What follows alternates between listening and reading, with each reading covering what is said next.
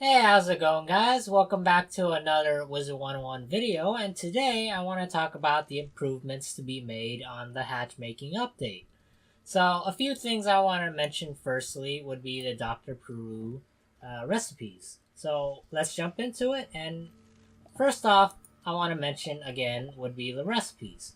So, here we have the different snacks being rank 8. While I have no problem with the snacks, I do have a problem with the hatching peppers, which it stands right now, it requires 10 hatching peppers.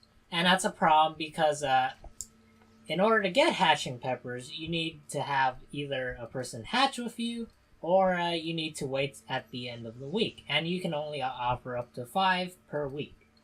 And even then, these snacks aren't entirely too worth it. And point being said, there's not enough people that would want these snacks, and even then, the people that have hatch peppers with desirable pets, which means they get the most hatches out of this, they wouldn't want these pet snacks anyway because they would have evil magma pea farms or couch potato farms. To them, these are just kind of wasteful. And I would here's the thing. They would have to knock down the 10 hatch pepper requirement down to 5, or give us a better alternative in that being rank 9 Mega Snacks. Alright, that's all I have to say for the pet snacks, but I do have a lot to say about the hatching elixirs.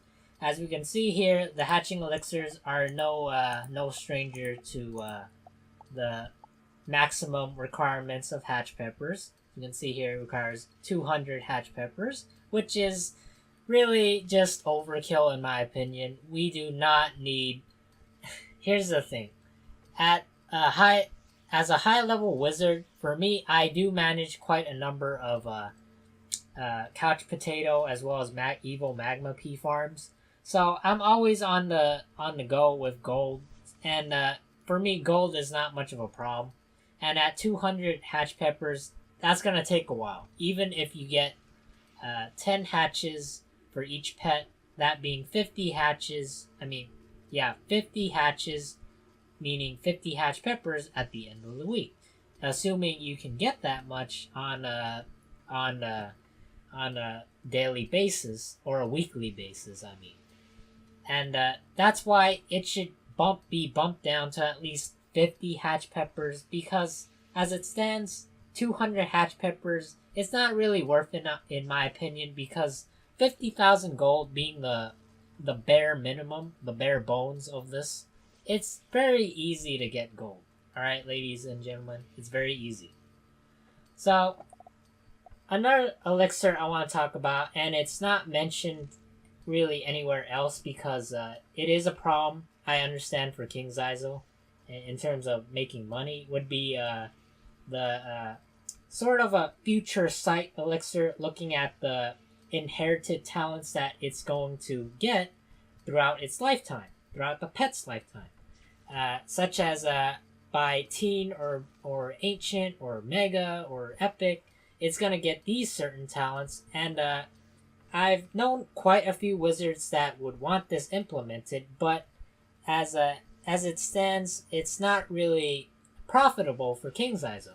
But with the introduction of hatch peppers, I can see this going both ways. It could benefit both King Zaizo as well as benefit the players, because instead of using gold or crowns, you're using hatch peppers. But players are also partaking into the hatchmaking kiosk. So it's a win-win both in both situations. Alright. Now, the last thing I want to talk about is probably the main feature of all this. It's the backbone of the hatchmaking system. And that is the sorting process. I understand that most people might have a hard time with the hatchmaking kiosk, and that's very understandable because it is new. But as I've talked about in my last video, was about pet typings and pet cards, as well as different pet talents. So as you can see here, in my last video, I talked about this Archfiend, with def typing, def card, as well as fire talents. And that wouldn't make any sense. And what they should have to do, what King's Isaac really has to do, ultimately, is to put sort of a search engine, I would say, down here or somewhere above here, so that you can filter out the talents that you want or you don't want, as well as maintaining the pet typing as well. Because as you can see here, most of the pets, if not all the pets, some pets, are very different in particular. For example, if we look at the Cerberus here, we can see it has balance talents, and it has a myth card, and it has myth typing. That wouldn't make too much sense, alright? And you wouldn't really want this to pop up if you want, say, a myth pet. So what I intend for them to do is implement a system where you can just filter out the talents that you want and filter out the talents that you don't want. Sort of like a database, perhaps, or a search engine. That's all I really have to say, folks. If you have any more ideas, I really appreciate your feedback or your comments. Feel free to say what you want in the comments down below. Give us new ideas. Give King's Isaac new ideas in order to improve this hatchmaking kiosk. And I'm out, guys. Peace.